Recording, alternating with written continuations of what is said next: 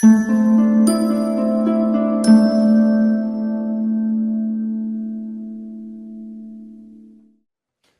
folks,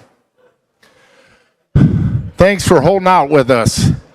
I thought we've had some really good exchanges today, and our next presenter has been very influential in the industry for quite some time. And he has been kind enough to make time out of his schedule to come here, I think 5 years in a row. So our next speaker is going to be Patrick Halley. He's the president and CEO of WIA, Wireless Infrastructure Association. WIA represents over 140 companies that develop, build, own, and operate the nation's wireless infrastructure and is the leading authority on all things wireless. Mr. Halley joined WIA in August of 22. Prior to joining the association, he was Senior Vice President of Policy and Advocacy and General Counsel at U.S. Telecom, the Broadband Association, where he led the association's policy development, advocacy efforts in Washington, D.C., and the states.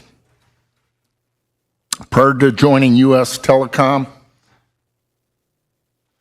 Mr. Halley was a partner at the communications law firm Wilkinson, Barker, and Nauer, where he advised communication providers and trade associations on strategic, policy, and legal matters. He previously served at the FCC in numerous roles, as well as NENA, the 9/11 Association, serving as the association's liaison with Congress and the FCC. That's probably not an easy job. Patrick graduated magna cum laude from Catholic University of America, Columbus School of Law. He received a Bachelor's of Arts, magna cum laude from George Washington University, Elliott School of International Affairs. Please, let's welcome Patrick Halley. Thanks, man. Appreciate it. Okay, it is good to be back in Nashville. Nice to see all of you. I am going to spend some time this afternoon talking a little bit about some industry trends, some of which are definitely true, some of which may become true, we shall see, and then talking about some policy issues that are relevant to where we are today and where our industry is headed. There we go. All right. So, and I'm going to touch on some things that have already been discussed, maybe in a little bit more depth for some of the issues. So first, obviously, is the fact that our industry is going from 5 nationwide/regional carriers down to 3, which is obviously has had and will have an impact on the sector. We've heard a lot about carrier health, right, as one of the concerns. I can't remember who answered it earlier, but making sure that we have strong, healthy carriers is important. So just in terms of where we're at, just out of curiosity, somebody shouted out, who has the most subscribers? Verizon. Wrong. No, you're right, it's Verizon. Verizon has 146 million, that's right. But who's number 2? T-Mobile, 140 million. So that's pretty close, right? T-Mobile's catching up. But I often ask this question, and usually I get AT&T, Verizon, that's true. But who's 3 and who's 4? What's that? AT&T, 3, sure. Who's 4? Who signed up the most subscribers in Q4 last year? Last year? No, T-Mobile. T-Mobile still signed up the most. Now, Q3, Verizon signed up 44,000 subscribers. That's it. And they had some quarters before that where they were losing subscribers. Q4, Verizon signed up 616,000 subscribers. I mean, maybe Dan Schulman's the greatest CEO of all time, but that was a pretty good quarter compared to where they'd been. But what you see is an industry where you have 3 very competitive nationwide carriers. Obviously, I'm going to talk about EchoStar, Dish later in the conversation, sort of where that's at and what it's doing. But certainly going from 3 carriers to 4 5 carriers down to 3 is a big deal and something that our industry is facing. It is interesting, though, the cable companies are signing up a lot, right? So in the last quarter, Comcast signed up 364,000 net additions. Charter signed up 428 net additions. At the same time, in that same period of time, Comcast lost 710,000 home broadband subscribers. And Charter lost 405,000 home broadband subscribers. I don't remember if it was Josh. Yeah, it was Josh earlier who said that when he was talking to a cable company recently, they were talking about 40%, market share in their, even where they're deploying fiber because of fixed wireless. And that's the second big industry trend that we're all seeing right now. So right now we have about 14 million homes that are served by fixed wireless access, 5G home broadband service. That's a lot. A few years ago, if you had asked folks in the cable industry if they were concerned about fixed wireless really becoming a real competitor for the at-home broadband market, most of them would have said no, right? It's really just going to be a battle between cable and fiber to the home. But we've got 14 million subscribers, about 8.5 million from T-Mobile, 5 and change from Verizon, over 1 million now from AT&T, where the way people are getting broadband at home is from a wireless connection, right? It's from a radio, and then that last mile connectivity is provided by the fixed wireless link. We think we can probably get to about 30 million homes with fixed wireless. It's an $8 billion market today, could be a $20 billion market at some point. So on the one hand, you're seeing cable increasingly compete with the mobile carriers for mobile subscribers, which of course is just going over the Verizon network for the most part anyway. But you're also seeing a lot of competition at home. I was at an event in the fall, and Verizon's chief network operator at the time, Lynn Cox, she said, yeah, it's possible that we could actually start looking at investing in wireless specifically to meet demand for fixed wireless home broadband service, which I thought was kind of interesting. I hadn't heard that before. Convergence. Yes, wireless carriers are expanding their fiber to the home business, bundling it with wireless. That's definitely AT&T's strategy. You're seeing them spend a lot of money in the fiber to the home business right now, in addition to their 5G build out. They still have a fair amount of work to go to finish their C-band deployment, for example. You're seeing Verizon, they've now closed on Frontier, for example. So a lot of work from the AT&T and Verizon side, combining fiber to the home with mobile wireless in a converged package. T-Mobile has not done that as much, at least not yet. They have kind of suggested that's not their strategy, comparatively speaking. But certainly a ton of work in the fiber to the home space is occurring right now. The space race. So we talked about Starlink already. I totally agree that the direct-to-device technology that you're hearing about is a supplemental technology, that it is not going to replace the cell tower. At the same time, from a marketing standpoint, I actually saw a commercial. I live in Washington, D.C. It's a pretty robust urban area. And I saw a commercial last night for Starlink Mobile. It's the first time I'd ever seen one. I'd seen the T-Mobile commercial, right, at halftime at the Super Bowl a couple of years ago, where they were advertising the direct-to-device capability. I had never seen Starlink advertising directly on TV to my house in Washington, D.C. Now, that's for fixed broadband. Nonetheless, it was interesting to me to see them advertising in a pretty urban area. Starlink is certainly the most competitive, I would say, of all the space companies, but there are certainly a lot of others. You have AST, you have Amazon Leo, you have a lot of other companies in the satellite space as well. But in terms of where we're at right now, Starlink has about 10,000 satellites in the sky, but only at this point about 330 of them actually do direct-to-device. So the capability that's going from the Starlink satellite to the fixed antenna on top of your home, they've got about 10,000 of those up in the sky. They'd like to get 45,000 up in the sky. And they've been approved to launch 15,000. So Starlink is certainly growing. They are buying spectrum. They're in the process of buying spectrum from Dish, from EchoStar, 2.4 gigahertz spectrum, which will definitely make it possible for them to do a little bit more than they're even capable of right now. But at this point, it's still a pretty minimal capability. They've talked about LTE-like capabilities under the current generation of the Starlink satellites that do direct-to-device. But at this point, it's a very modest capability. It's certainly not a replacement. Now, that said, I was just in Barcelona for the Mobile World Congress a couple weeks ago, and there was a presentation from the folks at Starlink, and they renamed themselves Starlink Mobile. And the presentation was about their second generation satellites, which they suggest will have they're increasing beam capacity by 16 times, designed to deliver speeds of up to 100 megabits per second on standard smartphones. That's much different, right, than the capability of the current generation Starlink satellites. That said, it is still hundreds of miles from Earth, right?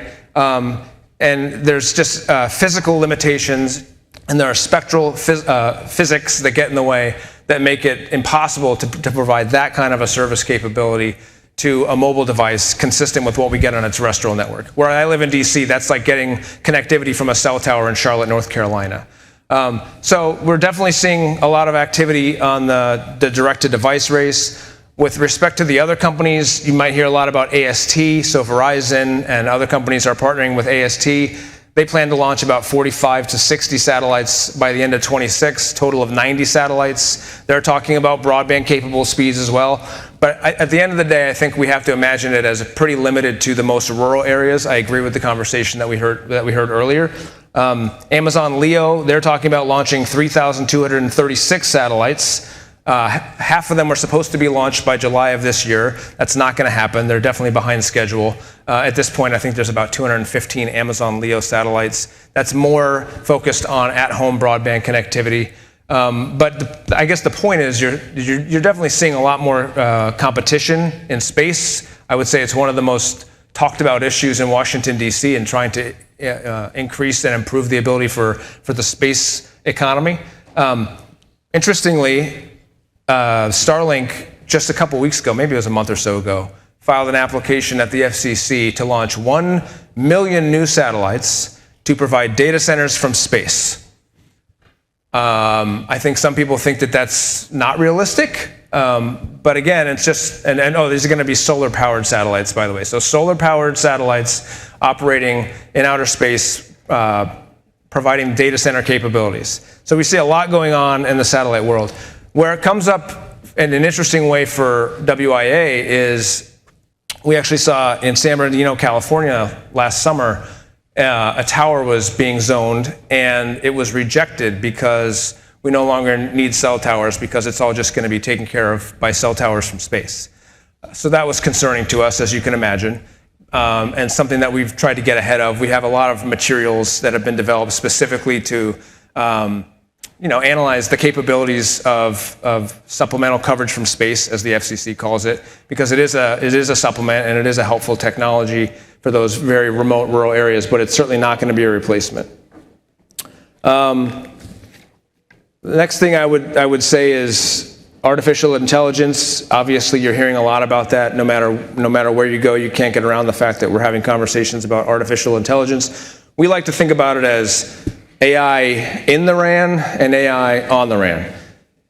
AI in the RAN meaning what it sounds like, right? You're already seeing carriers and the Nokias and the Ericsson of the world talking about AI RAN capability. We went quickly from O-RAN to AI RAN, and there's a lot of folks working on the capability of artificial intelligence in the radio access network to help with deployment, with operationalizing efficiency and operations for the carrier networks. Certainly many of the companies in this room are using AI as well for that purpose.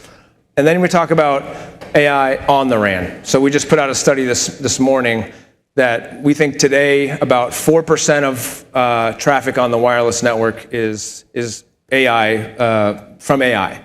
That's not necessarily new traffic, right? It's not necessarily 4% more traffic because of AI, but the total amount of traffic that's being on the mobile network about 4% is because of artificial intelligence services and applications. And if you think about it, whether it's smart glasses, that's probably honestly one of the most interesting applications already that we're seeing. I have a pair of these Meta AI glasses that I use, and it's enterprises using artificial intelligence.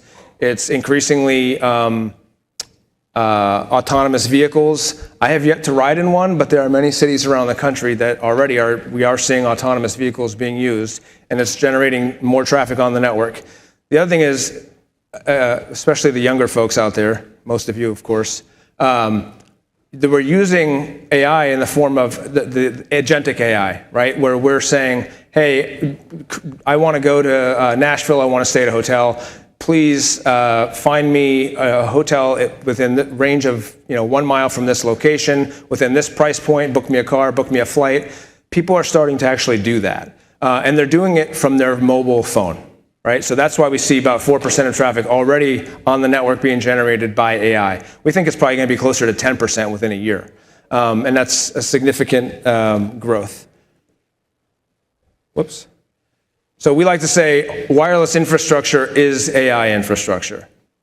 Increasingly, we are going to see more Internet of Things sensors, more smart glasses, more smart factories, more smart agriculture, things that are happening already to a certain degree, but they're going to happen more in the future. So for example, we're going to have smart glasses that don't require a connection directly to the phone, but the glasses themselves will be cellular enabled. We're going to see increasing automation and communications, not just between a human giving a command to a device, but one device talking to another device, what people are calling physical AI these days. And increasingly, that's going to require, if we're going to have more autonomous vehicles, and yeah, we've talked about autonomous vehicles for a while now, right? Driverless cars. If we're going to actually have that, and if we're going to actually have factories and enterprises relying on automated technology, increasingly there's going to be more compute power that has to be closer to the end user, whether that's a consumer or whether that's an enterprise in a factory for manufacturing. You're going to require more compute closer to the end user. So a lot of the discussion on AI right now is on-device AI. So I remember Qualcomm, for example, is doing a lot of work where they're building AI capabilities with the chips in the device itself, which doesn't even necessarily need to go out to the cloud. It can just answer the question that you're asking it on the device itself. And then there are certain computations that are too complex you have to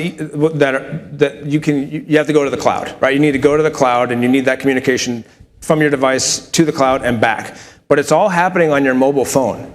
So Nokia, for example, the CTO at Mobile World Congress, she said 53% of mobile traffic now starts 53% of AI traffic starts from your mobile phone, which I thought was pretty high. And that's an increasing trend. And you're asking your phone to take a picture, and you're asking it to, look at the food that's in front of that the camera's taking the picture of, and create a meal. Well, that just doesn't happen by magic, right? It's got to go to the network. It's got to do processing, and it's coming back with the recipe. I'm not going to be doing this, but I'm sure will be doing this. Or take a picture and modify the picture, right? I don't want it to look like this. Here's a picture of my house. Show me what this would look like if I put a front porch on, a covered porch, right? All of that is being done by your device, and then it's using artificial intelligence to give you the answer back. That's the inference that we hear about, right?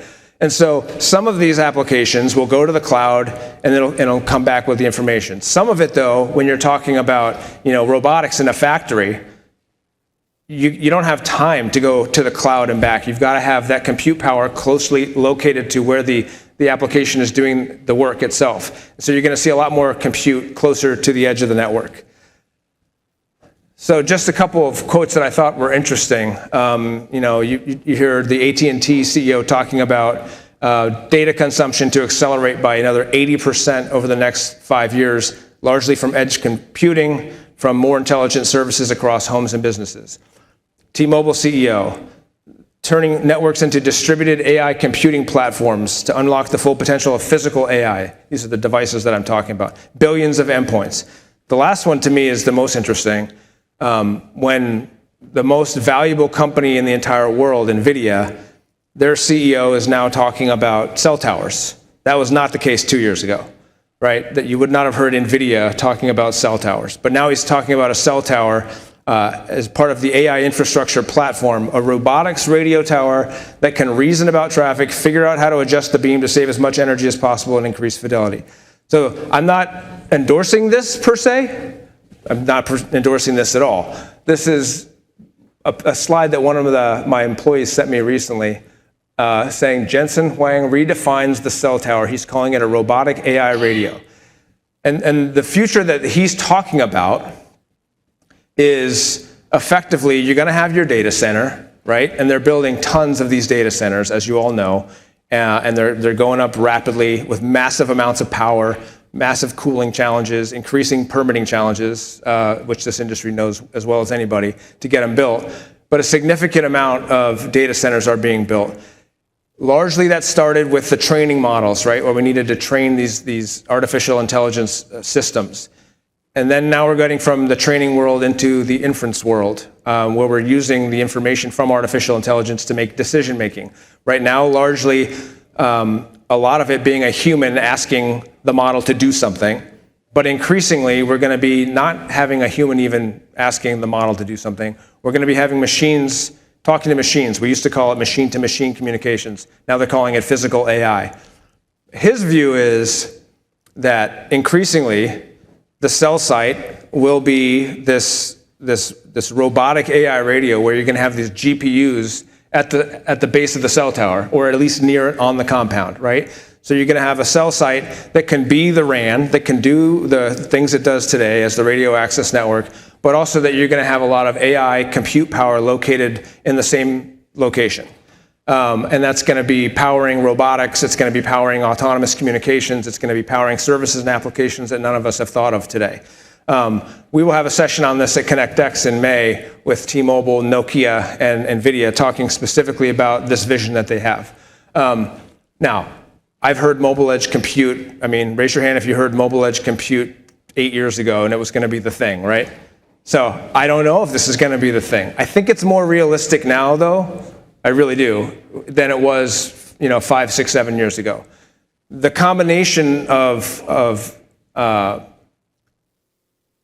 artificial intelligence actually being developed and rolled out in a very meaningful way with the most wealthy corporations in the world, like NVIDIA, working with companies like Nokia and with Ericsson looking at this kind of technology, I do think it becomes a more realistic possibility.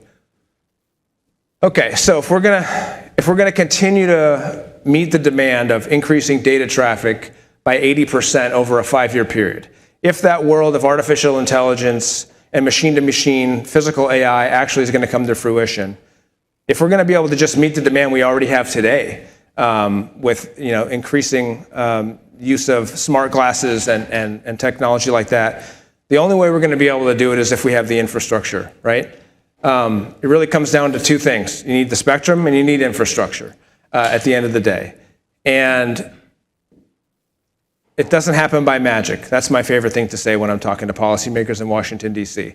You love your smartphone, you love your smart TV, you love your iPad, you love your connected vehicle, but none of that happens. It's just, they're all bricks without the infrastructure and without the spectrum that makes it possible. And so we're going to need to continue to invest in the infrastructure that makes all of that possible. Our report was referenced on the panel before. We put this out annually.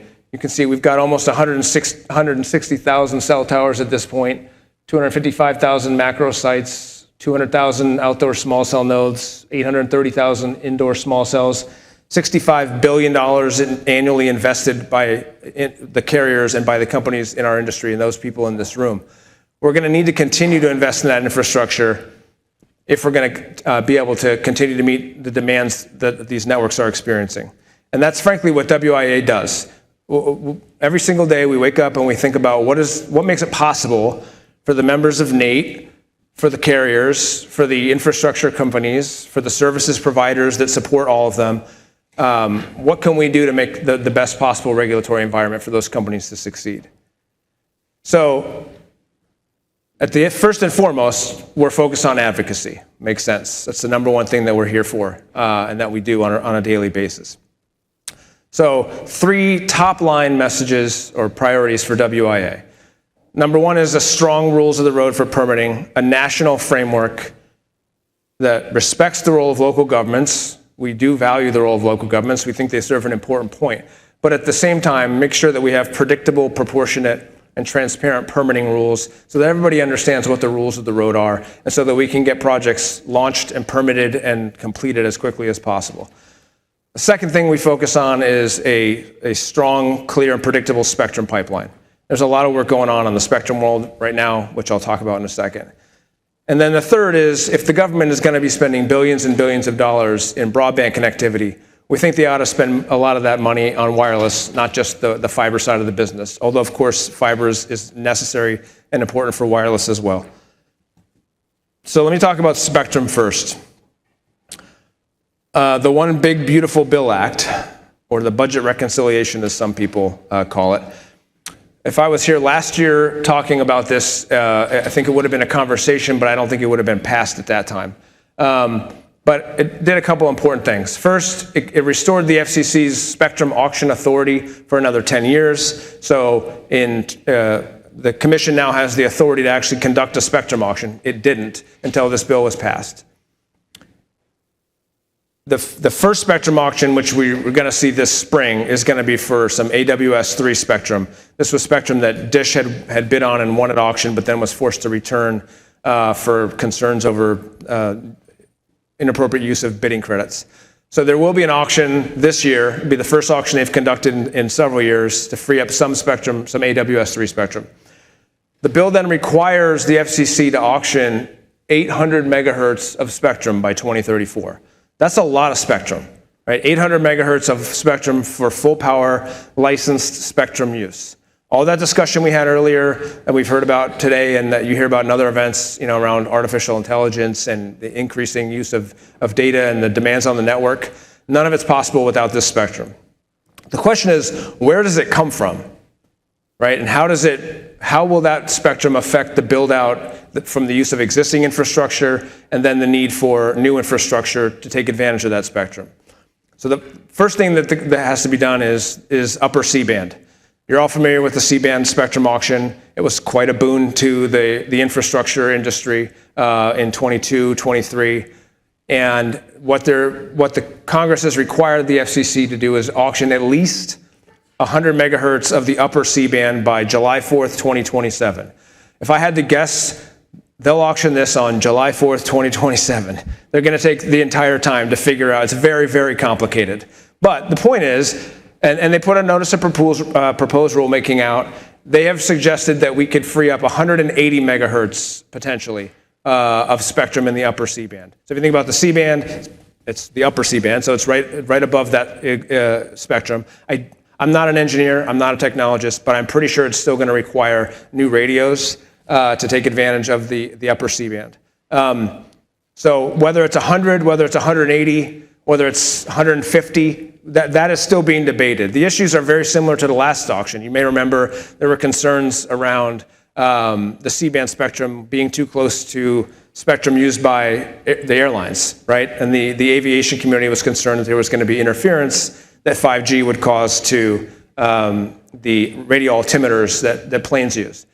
The reality is there has not been, right? There has not been, at least not reported, any interference issues or concerns from the C-band that has been deployed. That said, this is 150, let's say, between 100 and 180 megahertz of spectrum, even closer to the spectrum used by the airlines and the radio altimeters. So there's a lot of discussion going on right now at the FCC between the FAA, NTIA, FCC, carriers, and airlines, not to mention the broadcasters and the cable companies who use the C-band spectrum for content delivery because it's used by the satellite companies. So there's a very complicated mix, but the bottom line is you're going to see, I'm going to predict right now 150 megahertz of spectrum gets auctioned in July of 2027. But it doesn't just become available the next day, right? There will still be an implementation period for some period of time, TBD, probably a couple of years, where it really becomes fully available and deployed. But that's a good chunk of spectrum that's going to be released. There's certain bands that can't be touched because they're in use by the Department of Defense primarily and other federal agencies. So where else do you find spectrum to come up with 800 megahertz? If I'm predicting 150, you need another 650. So I think most likely you're going to see spectrum freed up between 2.7 and 2.9 gigahertz. T-Mobile really likes that spectrum, just given its existing spectrum holdings. That's 200. You're going to see spectrum in the 4 gigahertz band, and you're going to see spectrum in parts of the 7 gigahertz and the 8 gigahertz band. Now, how much comes from each of those particular spectrum bands is very much a negotiation that has to happen between federal agency users of that spectrum now with the wireless industry.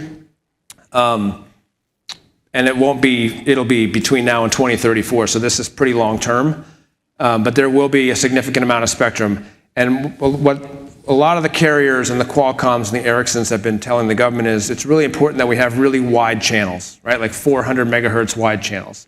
So if we're looking in the 7 gigahertz or the 8 gigahertz, they're looking at coming up with super wide swaths of spectrum, which is very high capacity and will enable a lot of the technologies that people have been talking about on the horizon. The other thing about that is it's not 600 megahertz, right? It's not PCS spectrum, which was much lower in the band. It's much higher, right? So when you talk about spectrum in the 4 gigahertz band, spectrum in the 8 gigahertz band, just physically speaking, that's going to require more infrastructure to take advantage of it for mobile broadband or for fixed wireless broadband. So I do think it's going to be a nice pipeline that between now and 2034, we've talked about the cyclical nature of our industry and the challenges that creates, no doubt. But I do think on the horizon we have a spectrum pipeline that the carriers ultimately will bid on at auction and will ultimately deploy to the benefit of our industry. There's also other spectrum, 6 gigahertz, which is a Wi-Fi band. In theory, you could repurpose that for cellular. I think there's zero chance of that happening. And in theory, you could potentially repurpose CBRS spectrum. I don't know if anybody here is working in building, for example, or private wireless using CBRS. Some people have suggested that you could use that spectrum in a more traditional full power licensed manner. I think the likelihood of that is pretty low as well right now, just because there's so many deployments already with CBRS. And then there's, of course, the secondary market. So 3.45 gigahertz and 600 megahertz. Obviously, AT&T is going to be taking the dish spectrum and putting that to use. They already are. At least the 3.45 gigahertz are already using it. The 600 megahertz that AT&T is buying from EchoStar, assuming that they put that to use for coverage, that's going to require deployment, and that's going to require new radios on the towers. So that's another opportunity on the horizon for the industry. And then, as I mentioned earlier, the 2.4 gigahertz spectrum is going to SpaceX for Starlink Mobile for direct-to-satellite, which again will increase their capacity and their capabilities compared to what they can do now, but still in a far lower capability than current wireless carrier technology. I'll talk about Dish in a second. Okay, what else? The Build America agenda. I think Todd's not in here right now. Todd talked about that earlier from Nate. Very much focused on streamlining the permitting process, making it easier to deploy spectrum. There was a whole panel on NEPA and NIPA earlier. This was referenced, but effectively the FCC is looking consistent with the rest of the administration to try to streamline or even just completely exempt certain builds from the NEPA process. So the commission's effectively proposing for towers under 200 feet to exempt it from NEPA. And they're looking at other Historical Preservation Act rules as well, trying to find ways to streamline the process, make it easier to deploy. I do think that they're going to adopt rules around NEPA and NIPA. It's just a question of when, but sometime this year I think you should expect that. There's also a notice of proposed rulemaking that the commission has launched, and I want to talk about that, and I want to make sure I know what I'm talking about, so bear with me. We call it the wireless streamlining order, and it builds off of what the FCC has done over the last 10 years in terms of trying to streamline the process. So a few things that it does. It will restore concealment elements for eligible facility requests under Section 6409. Everybody know what Section 6409 is? I bet some do and some don't. Who knows what 6409 is? Not that many. Okay, so Congress, 2012, they said for an existing tower, if you're going to just modify that existing site, but you're not going to fundamentally substantially change the nature of that tower, then you don't have to go back to the drawing board and start from scratch with all the approvals that you need to do. This is a good thing, right? It doesn't make sense to have to start from scratch with the zoning process. And the commission has adopted rules over the years to try to simplify that process. For example, shot clocks, right? Making it so that when you're modifying an existing structure, if the local government doesn't respond to your request within 90 days, it's just deemed granted. And I think that's appropriate when you're talking about an existing structure that's already been approved. But there are certain things that the commission had tried to do to make it so that local governments effectively couldn't hide behind concealment or stealth requirements to prevent being able to take advantage of those rules. So this notice of proposed rulemaking proposed to address that. It looks at other things around aesthetics, again, trying to make it so that you can't hide behind aesthetics to make it impossible to build a new tower, for example. It looks at conditional use permits. So as you all are likely aware, when you go to build a site and you have to go through the zoning process and you have to get a conditional use permit for a certain amount of time, this notice of proposed rulemaking would effectively prevent local governments from using the renewal process. So you built a site on a piece of land, you got a conditional use permit, now you have to go back and renew the conditional use permit, and then they change the rules in a way that's inconsistent with the approval that you got previously. That's now going to provide another $400,000 cost to update the site consistent with whatever the new requirement is. We don't think that's right. Right? When you get an approval to build a site, and you got an approval, for example, I got this example in my inbox yesterday, to build a mono pine, and then they subsequently changed the rules locally to require mono palms, and now you go to review your conditional use permit, and they say you have to completely redo the site and turn it into a mono palm instead of a mono pine. Well, I don't know how much that costs, but I know it costs a lot of money. And that seems ridiculous. And so these are just common sense things that we're trying to fix the rules. It's also looking at deemed granted remedies, for example, for new builds. So right now, when you do a modification to an existing site, you get 90 days, and if the local government doesn't act, as I said, it's deemed granted. They're looking at, well, maybe after a period of time, let's call it 150 days, if you're trying to build a new site, if they haven't acted on your application, then that will be deemed granted. That's not how it works today, but that's something that they're considering. So anyway, the commission is definitely looking at different rules to try to streamline the deployment process. I talked about spectrum policy and space issues already. Cutting red tape, the commission's very actively looking at deleting rules that no longer make sense. They're also trying to make it much easier for the telcos to get rid of their copper networks, which the only way that they're able to do that is if they have a sufficient replacement network for the traditional copper that they're getting rid of. And the theory there is, why are we making AT&T and Verizon and Frontier and all these companies continue to maintain old copper networks that cost billions of dollars, when instead we should be pushing that investment into modern networks, fiber, next generation fixed wireless connectivity. So these are things that we're certainly supportive of. And obviously the chairman is focused on strengthening the workforce, in particular the tower construction sector, which I think is an important effort by the commission to make sure that we have well-trained, safe, skilled workers doing quality work, and Nate deserves a lot of credit for the work that they're doing there.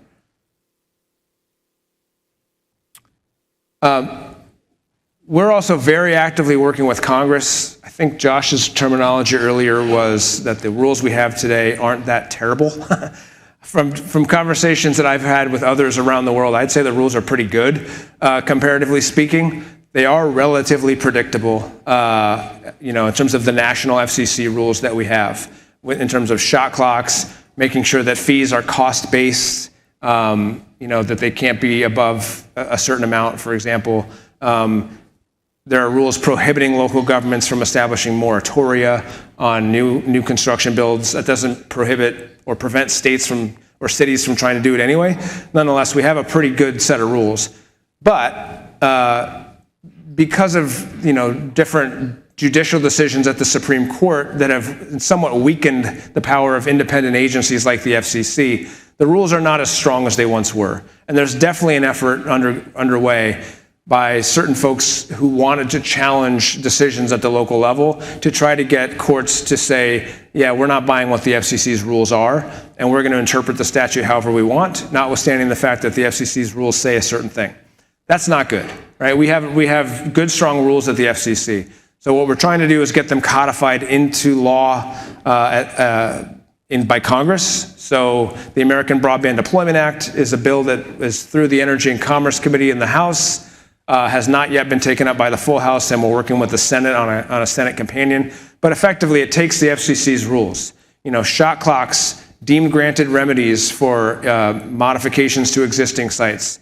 Making sure that fees are cost-based, no moratoria, making sure that that localities can't use concerns over RF emissions to deny cell towers, all common sense things, and trying to put that into a national law so that it's not just FCC rules, but it's really strong rules that are codified by Congress. It's challenging to get bipartisan agreement on that, I'll tell you, I'll be honest, and it's an uphill battle, but that's something that we're working real hard on in Congress. At the same time, we have passed legislation in West Virginia last year that does everything I just said at the state level. We have a bill that's through the Virginia Senate and House that would codify at the state level for co-location all of the rules that the FCC has adopted. We passed a bill in Colorado last year and Idaho last year. So we're going state by state. It's not efficient. It's not what I prefer to do. But I think it's really important that when the carriers come to the tower companies and come to the contractors and the vendors, that everybody understands, including the local governments, what the rules are, so that we're all, working on a shared understanding of an efficient process. And we get a lot of flack, I'll tell you, from folks that think we're trying to steamroll local governments. And that's just not the case. I think at this point, when you have an industry that depends on co-location and shared infrastructure, nobody wants to see a cell tower pop up on every single corner. Maybe some developers do. But in general, I think the answer is people don't want that, right? You don't want to be in a community that's got cell towers with no rules at all. You want there to be some level of an approval process. You do want there to be a thoughtful process where the local government is involved. You just want it to be predictable, and you just want it to be fair and efficient. And that's what our efforts are all about. BEAD was talked about earlier, but just to give you an update, 53 of 56 state and territories have now had their BEAD final proposals approved. So we're pretty close to being done in the sense, nothing's ever done when you're talking about government money, let's be honest.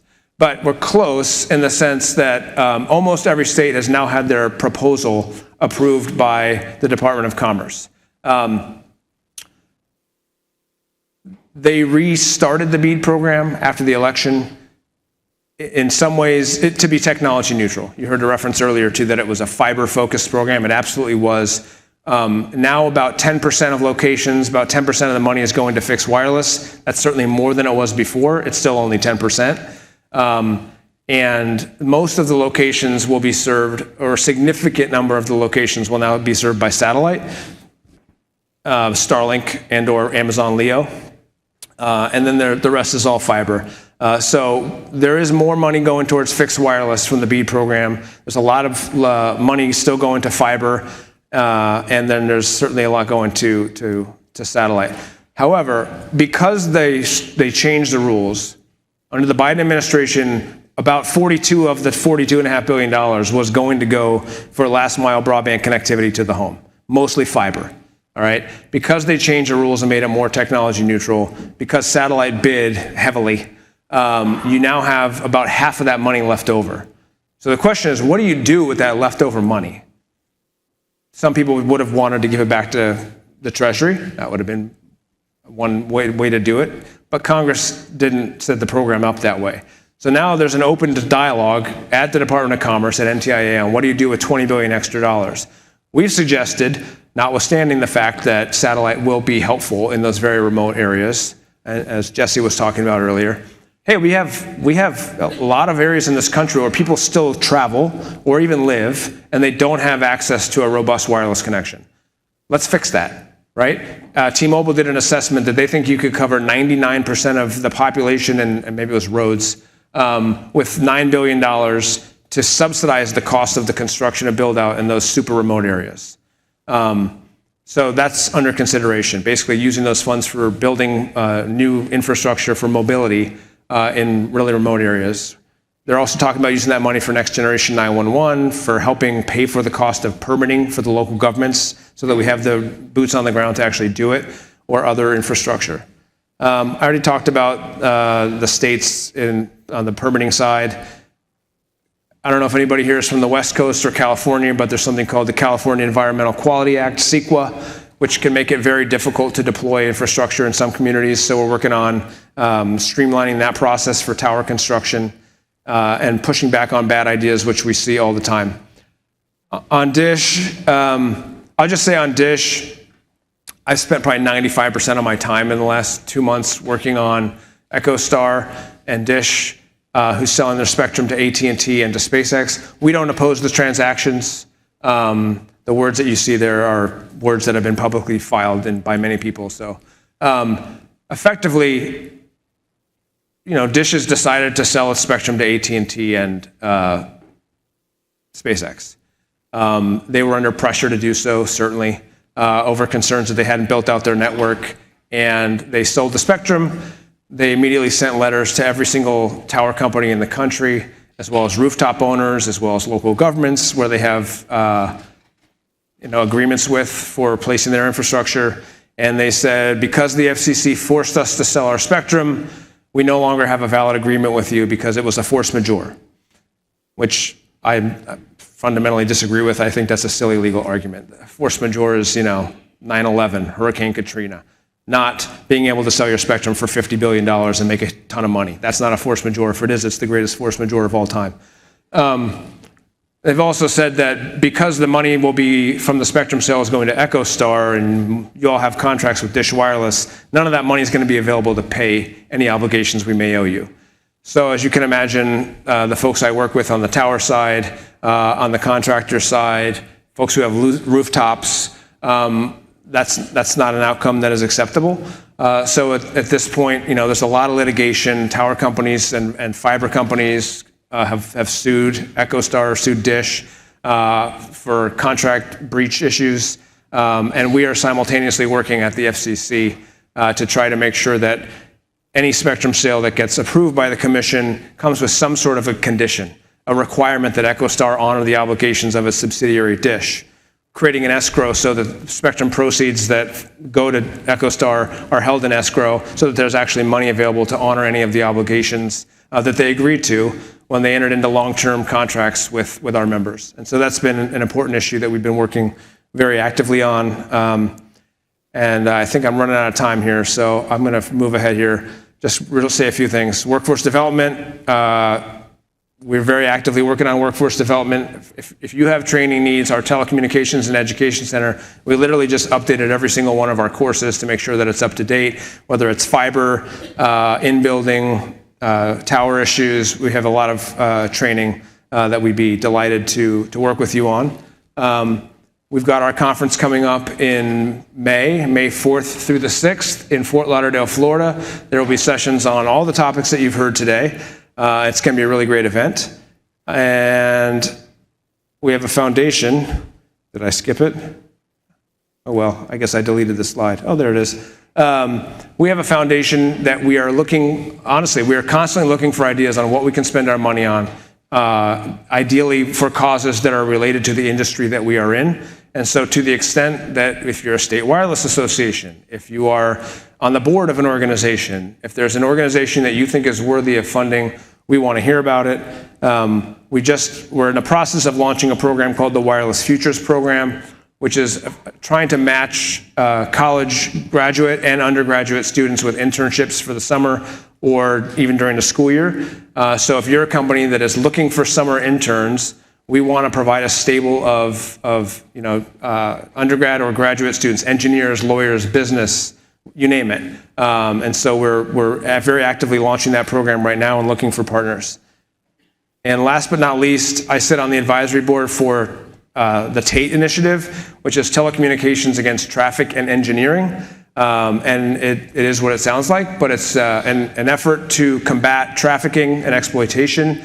And we think that this industry is really well suited to be on the lookout for trafficking. It's a bigger problem than you would ever realize in the United States. And given that we have so many people who are remote and are constantly on the go and traveling, just like you guys did today or yesterday, you know, in an airport, in a hotel, in a truck stop, and this initiative provides training. It'll take you 30 minutes to get trained on how to identify trafficking and exploitation, what to do if you see it, to call the national hotline to report incidents.